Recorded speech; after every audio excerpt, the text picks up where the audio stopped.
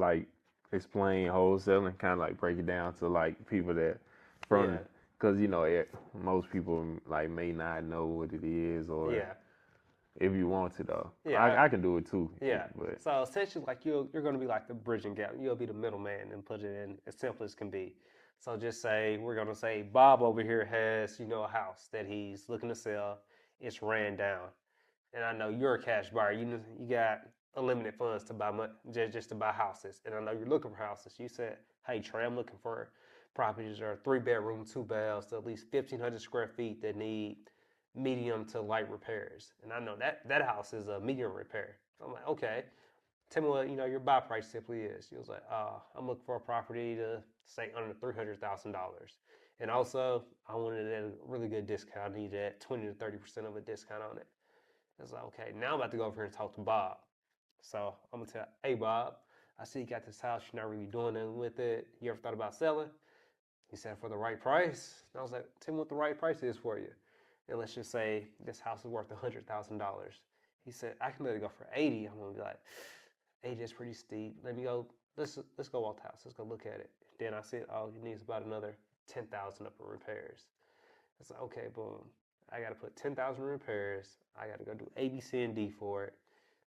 If you let me get it for 60, we can make this work. He's gonna counter back. He was like, I can't do 60, but I can do 70. If we're gonna meet right there in the middle at 70, then I'm gonna come at you and be like, hey, you say you need somewhere between 20 and 30%.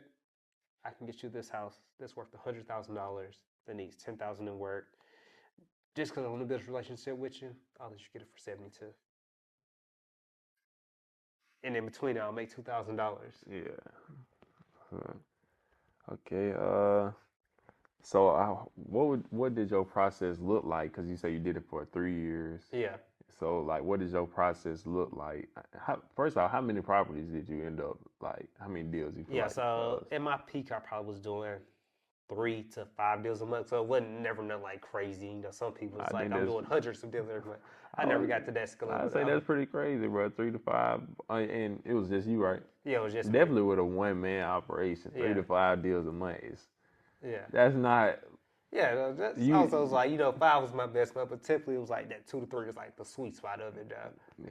Yeah. So like, what was your process as Yeah, far as? Because so, I feel like I watched or I studied a hmm lot of wholesaling videos, and nobody ever really spoke on their yeah, process, like yeah, really gave somebody their process. hmm So I feel like it's my duty yeah, as somebody that searched for that question so yeah, long to ask somebody who was yeah, successful at it what was their process. yeah. So it's like we're going to go to knock education all that about because you got to do that first. So let's say I'm actually in my day-to-day business. So of course, I'll start off leads is your lifeline. If you don't got no leads, you ain't got no business because you don't got nobody to reach out to. So I will go to the courthouse. They have like this book full of like tax delinquents, and also I'll go pull all the probates, foreclosures, get all them. So I go scan all them lists, and essentially that's an extra 5,000 leads right there. So I'm like, okay, I got 5,000 leads right here.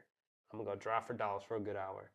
So I'm gonna segregate my neighborhood. So let's say I want to go through South Jackson today, then West Jackson the next day, then North Jackson the day after that, and then I'm gonna move up to Ridgeland and Byram and everywhere else. And then I'm gonna have, leads in these different places. All right, so now that I got them, I'm about to start my, actual pulling data for these. Okay, who's the owner? Let me go get their phone number. So can I get their emails? And I'm gonna start, compiling all this into my Excel file. So now I got a big Excel file. Let's say I'm looking to make 200 calls a day. So I'll give me a set number of calls I want to make. So for this instance, I'm saying I want to make 200. I know an average call could take anywhere, if they don't answer, it could take 15 seconds. If they do answer, if you have a long conversation, it's probably going to last 10 minutes. But average conversations probably last about 2 minutes, right? Yeah. So, all right, let me thinking about all that. So to do that and make 200 calls, it's probably going to be an all-day type thing. So I'm probably going to start at about making calls at about 9 o'clock and probably going to finish up about 6 or 7 in the afternoon. Then while I'm doing it, it's like, okay, did the person answer? I'm putting yes or no. Then also, if they answered, were they interested in selling? Did they say they want me to come see the house? Did they just say, no, there's no way I'm selling, don't call me back? So I'm also labeling, determining how warm the lead is. This is a good lead. And then some numbers just come back bad. It's like you got to go through so many hoops to go do that. And then depending on where you stay at, you got to use different places to go find people, actual, phone numbers and stuff. So if you go looking for deeds, you can go to your Chancery Clerk's property website, and you can easily navigate through. And you can say, hey, boom, I'm looking for John Smith. He stays on 123 Main Street. They're going to give you John Smith, the type of property he got. And the ones I really look at is like, okay, he got a special warranty deed, or quit claim deed. So learning the differences in between them types of deeds. So quit claim deed is like they went to the tax sale and they got a property, or they might have just inherited a property or something like that. They can get a quit claim deed.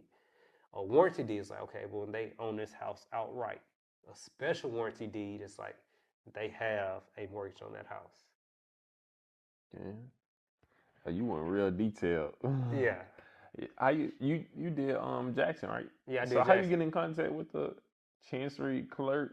I went up there. So like in Jackson, this is built. It's like the courthouse downtown.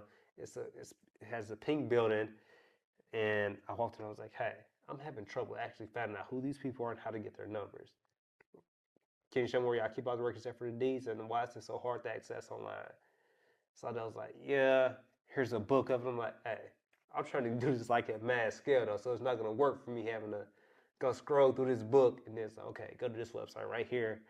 I got it written down. I don't remember off the top of my head, but essentially you can at least go get the person's names from like Chancery Clerk's website. Yeah. And then for their phone number, I have to use True People Search.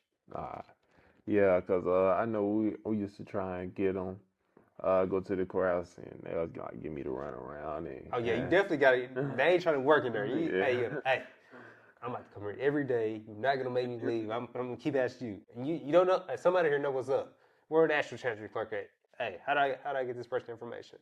I just wouldn't take no for an answer. I had to get it. That's what we were going wrong. We were just trying to be too lax about it. Like, okay, y'all, I see y'all not trying to do so. We just gonna find another way. Okay, so that's. I was like, I used to go to the rig meetups in Jackson. It's like, okay, boom.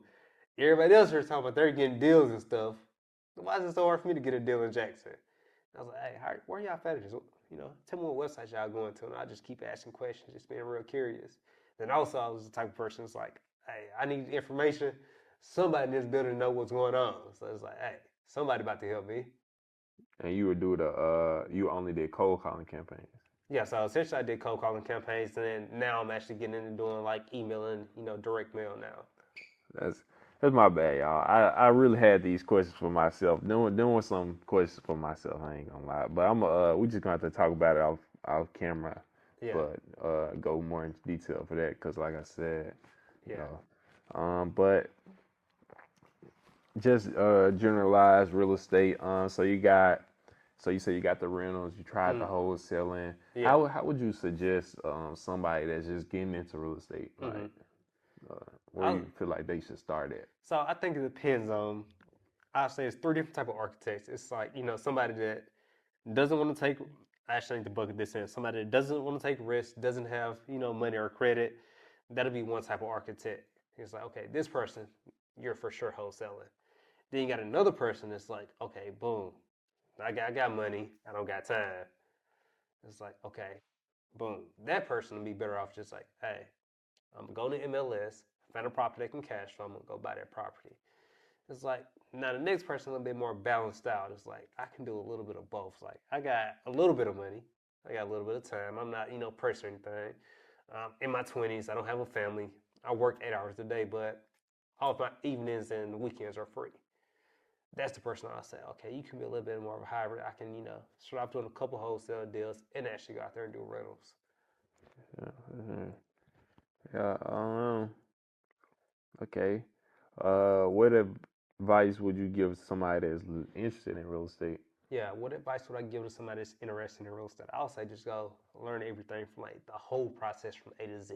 I mean, you seen how I was able to go into like the different type of like what a quit claim deed was, special warranty deed was, a warranty deed, and like all the other type of stuff until you're able to go in and just actually know the ins and outs. And you able to tell them about like, okay, this is the best insurance policy for this because of this. And then, just go through like start at point A. Just like, okay, boom, education. Who are the best real estate investors in the world? Do you know who Sam Zell is? A lot of people might not like Donald Trump, but he actually succeeded in real estate. Like, what are these people doing?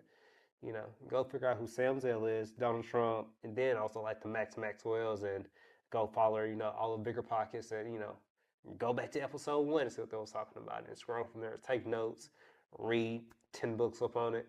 Then once you do that, you're going to know over your first year, you're going to know so much.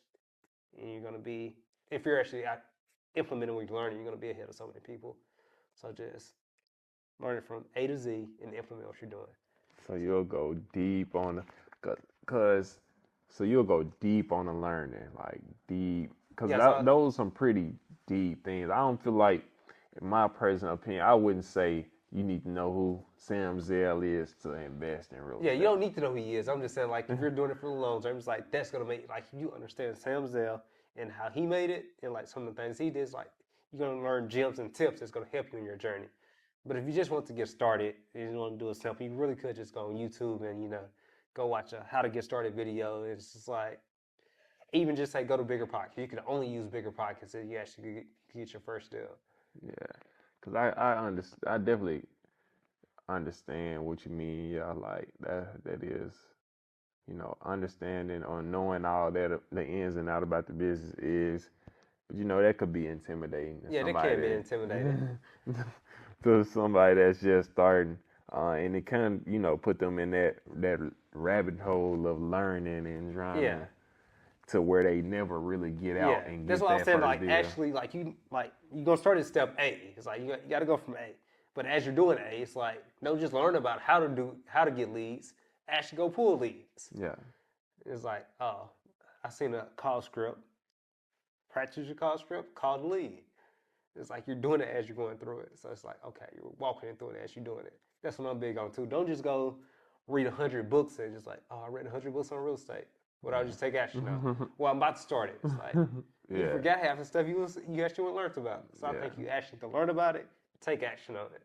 Okay, so you saying, like, as you learn about this, as you learn something about, maybe you learn Sam Zell investing strategy early on, and you be like, okay, I'm finna try this. Not just read it and then just, okay, now I want to know about his whatever, So that's what you mean. Okay, that makes sense for sure. Execution is definitely something I don't feel like, that I feel like isn't discussed enough, on podcasts or on these self-help, or I just feel like everybody stress education, and everybody gives information for people to learn, and it's kind of like it'll make you kind of feel like I was saying earlier, like I'll get caught in that, oh, I'm just listening to 1,000 podcasts, and you got to really go out there and do the work at some point. So can you give somebody some practical steps about getting a first deal? Yeah. So like I said, getting your first deal, you want to actually just focus upon lead generation, because essentially real estate is like a big marketing component to it as well. So like your leads is your lifeline.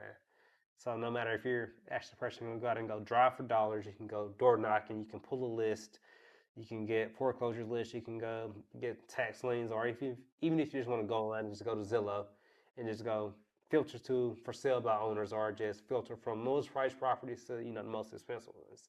I would say start there, build your list out, then actually get really good at talking to people that's looking to sell their house. So like, there's plenty of scripts out there. You can be like, hey, my name's Trey. I seen you at a property on 123 Main Street. Would you be interested in getting an offer on it?